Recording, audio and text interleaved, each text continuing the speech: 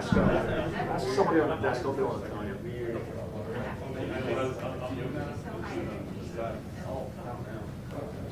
So, as soon as I got that,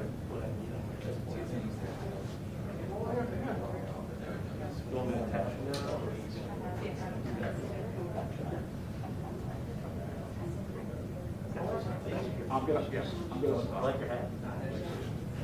I'm just gonna roll on it. Yes, sir.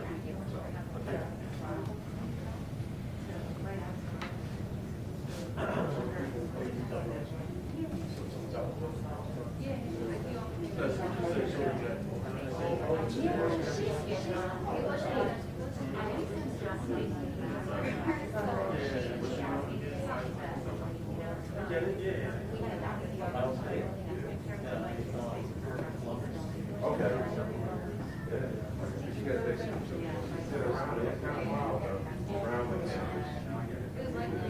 Yeah, hey, it's Frank. I'm just triple checking that we're good to go and you guys are rolling and all that stuff.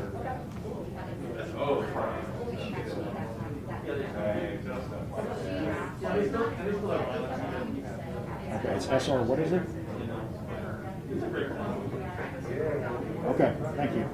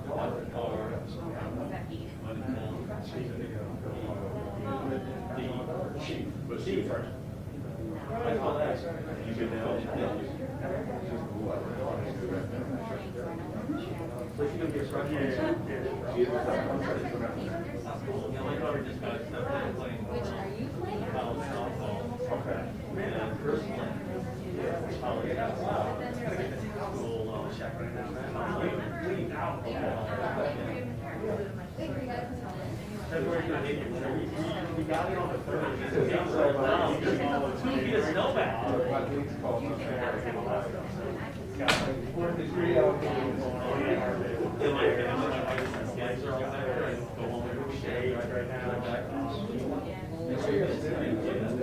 Oh yeah, no, yeah, I know exactly. I know. So, well, all my old buddies are gonna help move in, and then we're gonna do it right at the house. Kind of like we have two people are gonna help move in, and then we're gonna watch it. Yeah, it's a big screen, like my wife thought it out of there. Still gotta do it. We'll look at that stuff over at your place, man. Let's just move on.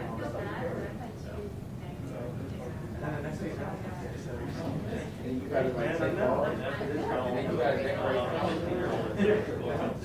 So you put the shades down? Yeah, they asked me. yeah.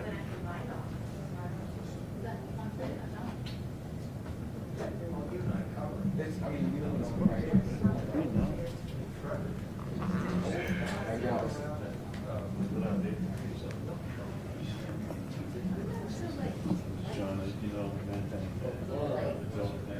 Is it blue or is it?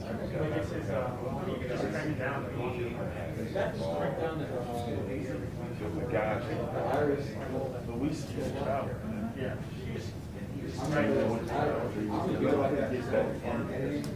Well, that might be it.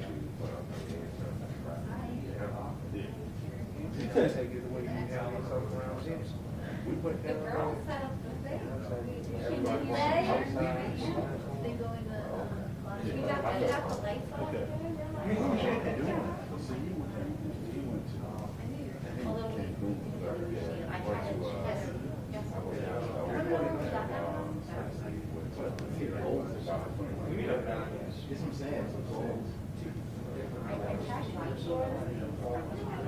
And you just get the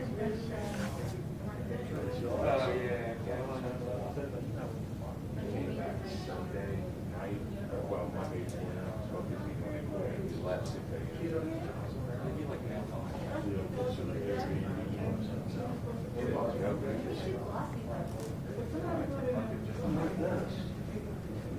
What I did for one of our videos, the sheet of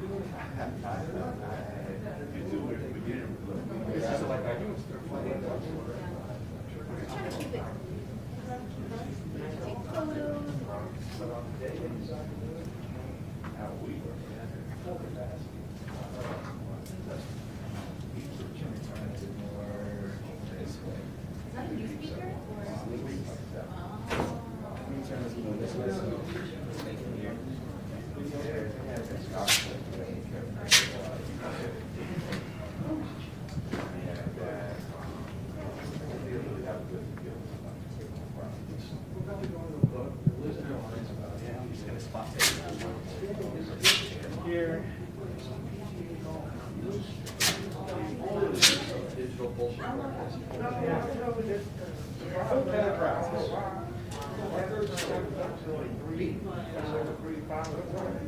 Sitting out on the rooftop deck of the hotel by the pool.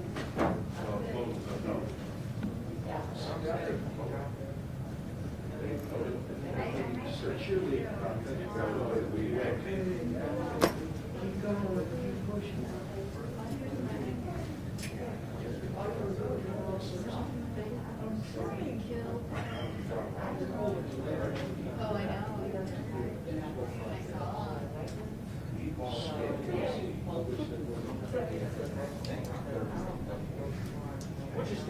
Don't worry, I'll be watching. I'll be watching. Just for you.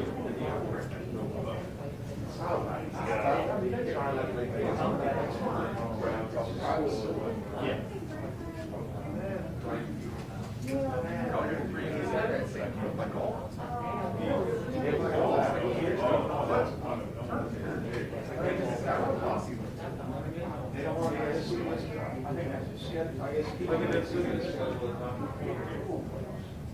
Okay, I see the yeah, you can. Yeah. I'm working on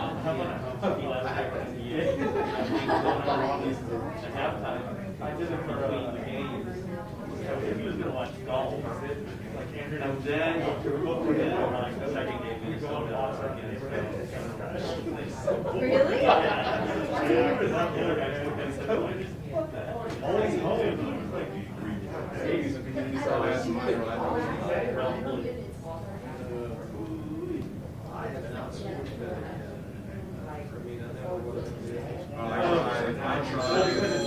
I try and give it to you. No, we're live now. That's fine. Yeah.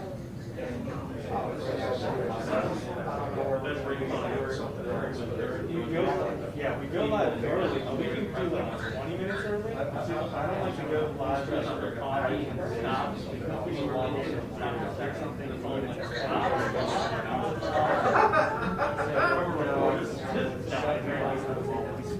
We were on it was inauguration day, and we were on our morning call.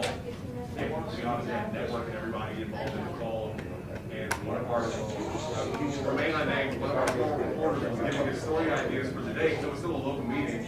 Somebody wasn't on mute, but just kept saying, trying to shut the hell up. And like, he did it like 3 times, and every time, he's like, you're on mute, you're on mute. That's great. Because I was gonna make sure. So, what's a notorious hill district? Okay. Okay, sure. Just trying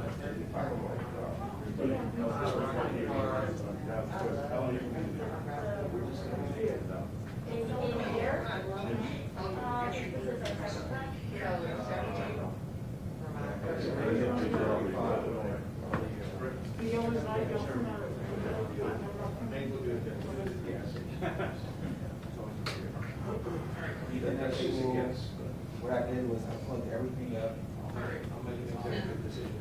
And the power. Then went to YouTube. I can go to YouTube first. Yeah, I think that's right. Just because we need to recognize it sometimes, like we do it all. Like magic. Make sure.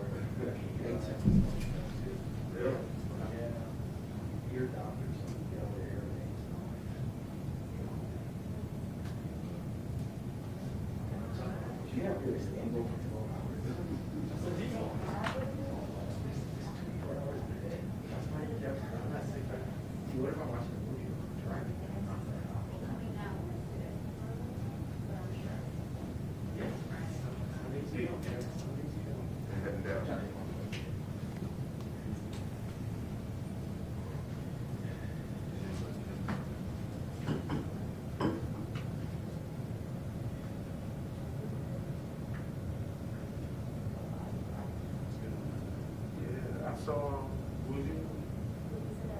I know, but I don't know. Yeah. No.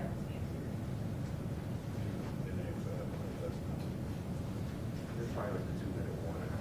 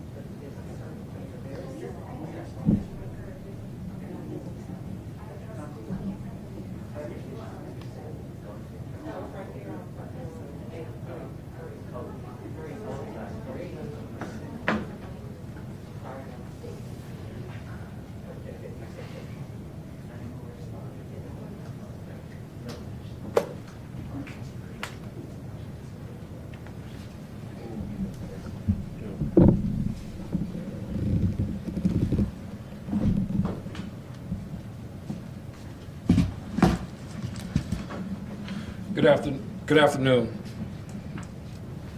I am Chief Robert J. Contee III of the Metropolitan Police Department here in Washington, D.C.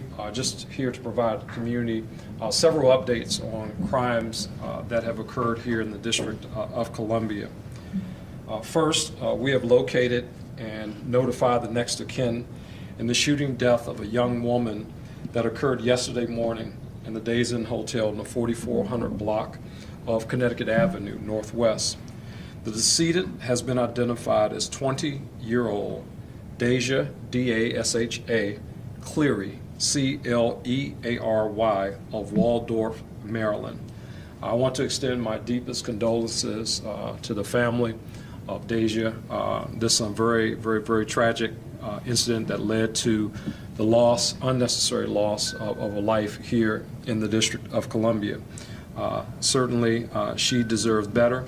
And the men and women of the Metropolitan Police Department are continuing to work this case until we are able to bring this case to closure and bring closure for her family. I also want to next talk to the public about there was a shooting yesterday in Columbia Heights in the 1400 block of Irving Street Northwest just after or just before 4 o'clock p.m. Our investigation led us to discover that there were two men arguing, essentially, which that argument then led to the shooting of an individual in the 1400 block of Irving Street. The Metropolitan Police Department has been working very hard in that area, not just on building the community relations up there, but to ensure the safety of our residents there. About 2 hours prior to this, we were out in that community walking with several members of the community.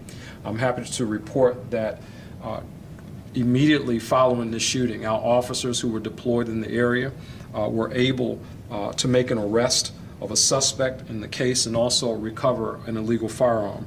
We arrested 18-year-old Christopher Frink of Northwest D.C.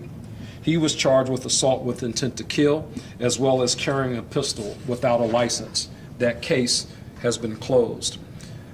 The next thing I want to talk to the public about is the assault with a dangerous weapon that occurred yesterday in a 2100 block on North Capitol Street, Northwest. Yesterday, and this was just before 4:00 p.m., also in the 3rd District, officers were notified of an adult female shooting victim who arrived at a local hospital. The investigation revealed that this female was shot just outside of the front door of a residence located in the 2100 block of North Capitol Street, Northwest. Metropolitan Police Department's investigation revealed that 2 suspects arrived in a white Mercedes SUV in the rear alley of this location, then walked to the front of this location, shooting towards the house, which ultimately struck our victim in this case. Immediately following the shooting, 2 additional people that were inside of the house exited the location, and one of those individuals was observed to be carrying a firearm, or had a firearm in hand, apparently prepared to retaliate in this case. MPD executed an emergency search warrant at this location, and 3 illegal firearms were recovered from inside of this location.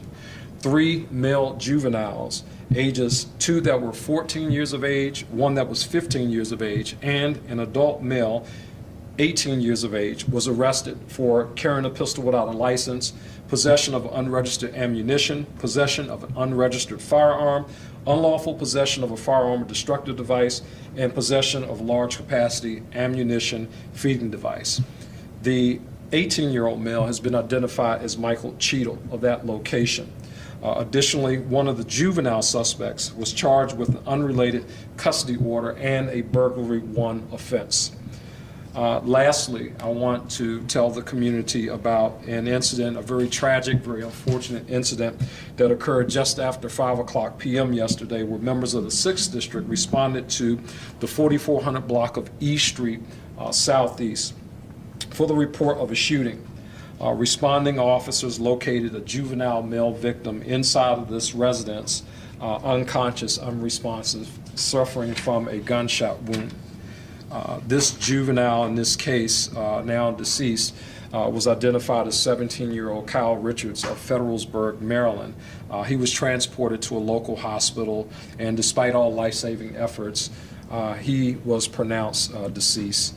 Our detectives from Homicide Branch responded to the scene, identified the female who was inside of the location, who has cooperated with the investigation thus far. She is being named in this case because she was charged with involuntary manslaughter. She is 26-year-old Shatia Johnson of Southeast D.C. She was arrested and again charged with involuntary manslaughter for her role in the shooting death of the decedent. It appears that the shooting was not intentional. However, we know that young Kyle Richards lost his life unnecessarily, and it appears because of the negligent handling of a firearm. Ms. Johnson was staying at this residence where the shooting occurred, and she is friends apparently with the decedent's brother, who also lives at the same address. I want to also extend my condolences to this family. This was a very unfortunate incident. Something that did not have to happen, but certainly we see tragedies when people are negligent in their handling of firearms. I just want to reiterate something that I always mention to community members when we talk about illegal firearms in community. The threat of illegal firearms in the hands of the wrong people, and that is an important focus, in the hands of the wrong people, is dangerous and it's really unsafe. It makes our communities unsafe. I want to encourage members of the public to continue to call in those gun tips when illegal firearms are noted in the community or in homes. Please, by all means, please reach out to us at 202-727-9099. We offer a cash reward of up to $2,500, and in our partnership with ATF, in some instances, members of the public can be paid up to $7,500 for illegal firearms that may be out in our community. I want to personally thank community members for the information that has been provided that is helping us to progress these cases that we're working here in the District of Columbia. I want to also thank the community for the partnership to rid our communities of violent actors. And lastly, for the community for their support of the Metropolitan Police Department as we continue to be stronger together, working to make our city streets safe. Thank you, and this will conclude my official remarks. And if you guys have any specific questions that I might be able to answer, I'll answer them if I can. Yes, sir. I've got a question. Scott Taylor, WTO. Hey, Scott. Congratulations on the arrest, by the way. Who do you think can help the most with these children who are shooting at each other on the streets of the district and committing carjackings? I think that it has to be this is a great question, Scott. I think it has to really be a collective effort. These are children of the District of Columbia. These are our kids. It's going to take police in some instances. That is going to be the tool. It's going to take, in some instances, perhaps services provided to a particular family or some young people. In some instances, maybe business community stepping up to provide employment opportunities for some of these young people. So I think it really has to be a collective effort. I don't think that there's one entity, one government entity, one piece of the criminal justice system that's the answer. I think it's all of those things really working together to really address this issue that we're seeing in our communities. Yes, sir. Here and then here. Yes. In that vein, you said yesterday at the day that there are some solutions that are outside the purview of law enforcement. Absolutely. Obviously can't be everywhere. With that said, is the council doing enough? Put public safety aside, obviously you want more officers. Is the council doing enough to offer those services, to pay for those services, to incentivize businesses to get involved? Yeah, I mean, that's a good question. I think this is a great question for the council. I certainly will do everything that I have the responsibility of doing as the Metropolitan Police Department. And the thing that I'm challenged with is, okay, as the Metropolitan Police Department operates, what are we doing different, the different strategies, et cetera? And I think that question is really across the board, or should be across the board for everyone. So I think it's a great question. I'm sure you do, as you do your reporting, I mean, those are questions that you guys ask. I mean, certainly, I can talk about everything that we're doing here in the Metropolitan Police Department. At the end of the day, we're responsible for law enforcement. We're locking people up when we're supposed to lock them up for committing crimes in our city. And everything else that happens after that, it has to be a collective effort to make sure that these issues are appropriately addressed. But thank you for your question. Yes, ma'am. Chief, just to follow up to your comments yesterday, encouraging people to follow things through. Yeah. You couldn't find out what happened with the two 15-year-olds and the 13-year-olds in the shooting that happened on New York Avenue in Northeast. Have you gotten any update on whether they were held or not? I'm not sure what the latest update is. As you know, I mean, obviously there's been a lot going on the last 24 hours, so I haven't tracked what their status is, but I'm sure we can find out and report that back to you, let you know what it is. Thank you. With the days in situation, is Yes. there any more to what was going on there, how the shooting occurred? Pretty much what I stated yesterday at the last press conference is probably as far as we can go right now in terms of the public. I think, again, it's safe to say that for the most part, the people that were gathered, for the most part, knew each other. Something happened and people, there was a shooting that occurred, but we are still making our way through that investigation. I mean, obviously I wish these things, close out quickly, but this will close out quickly, but we're just being very meticulous about going through the evidence and the things that we need to go through to make sure that we present a solid case before the court. So we'll get there. Yes, sir. Scott from the WUS. Hey, Scott. Another Scott. Okay. All right. Scott. Okay. Could I ask you to shift gears briefly? This is an Amtrak police primarily investigating this Sure. incident outside Union Station, which you've been briefed on today. A couple of things come up. One is just sort of any comments you might have about the sort of hate message that appears to be being sent by vandals. And secondly, Union Station is transportation infrastructure. I know MPD is assisting with the case and not your primary responsibility, but we talk about watching and terrorism and all this kind of stuff. And in this building, I personally counted, went from one end of the building to the other, I counted at least 100 tags and more than that. Yeah. And the question is, how can that happen if we are watching these buildings? What does it say about our infrastructure security in the district? Yeah, so I mean, and I appreciate the question. Yeah, Amtrak is handling the investigation. MPD will support. I can tell you what I know now. The person who did this potentially has some, could very well have some mental health challenges. What I also know is that it appears that it may be one of our unhoused residents who did this based upon some information that has been revealed. I'm confident that Amtrak will be able to bring that case to closure, but you know, specifically what their deployment is around there, how they are watching Union Station, I can't speak to that. That would be a question for them, but based upon what I know, I'm confident that the investigation is progressing. For the Metropolitan Police Department's part, we've been in touch with our Jewish community as well, our Jewish leadership, to talk about, you know, the incident that happened, you know, what we're doing, just to make sure that we're on all cylinders with respect to how we respond to these things. We want to be swift, we want to be accurate in making sure that we identify the person who's responsible, but I'm confident that they'll get there. Would you characterize it as a hate incident or something else? Yeah, I mean, well, I mean, the swastikas and what they represent, I mean, I think, you know, that's safe to say, you know, but again, when you're talking with about a person who may have some mental health challenges, I mean, who knows what's going on there. And I'm sorry, because you just gave me some news. Are you aware whether or not there's been an arrest or just somebody identified through Amtrak police? There has not been an arrest yet, but like I said, I think they'll get there eventually. Yep, Scott, this will be the last question over here. So go ahead, Scott. Yep. What do you tell families when they would ask, Chief, how do I protect my family, my kids in D.C. from violent crimes? How do they protect them? Well, you know, I think, you know, first and foremost is what I tell my family, right? I mean, we live in a big city. You know, you have to be smart going about your way, whatever it is you're doing. For the most part, you know, many people in our city don't necessarily get impacted by crime directly. You know, we haven't seen, while we talk about the upticks in crime and that kind of thing, people for the most part know what they hear on the news, see what they see on Twitter and some of the other alerts that we send out, you know, but we're constantly being bombarded with information about, you know, this crime happened there, that crime happening there.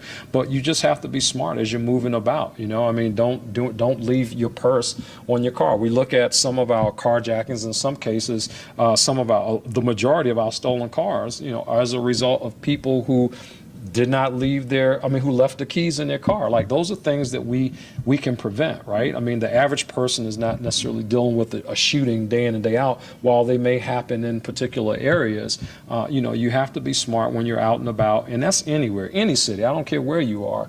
Those are things that you have to do. So, you know, I'm committed to doing the things that I need to do to make sure that residents not only, you know, are safe, but that they actually feel safe. That's important to me. And right now, when people don't feel safe because, for example, our carjackings, you know, the places where they're happening around the city is different from where it was a year ago. You know, you look at the difference in terms of numbers, you know, one carjacking is one too many. Right now we're about 10 over where we were same time last year, but the places where they're happening, you know, this is not a place where it would normally happen, or this is not a place where it normally happens. And people, you know, certainly it's alarming to people, but it's alarming to me wherever it happens in the city, whenever it happens in the city. So my commitment is to make sure that we're doing what we need to do, certainly from a law enforcement side, to close those cases out, to arrest the perpetrators that are responsible for them, and allow the system to do its work to hold individuals accountable. This will be the last question over here, man. I gotta go. Yes, ma'am. I just want to ask very quickly, was there any update to the baby dealer investigation? That was the child that allegedly shot himself right before the Thanksgiving holiday. The parents originally weren't cooperating. Yeah, we're still working with with our partners over at the U.S. Attorney's Office, trying to work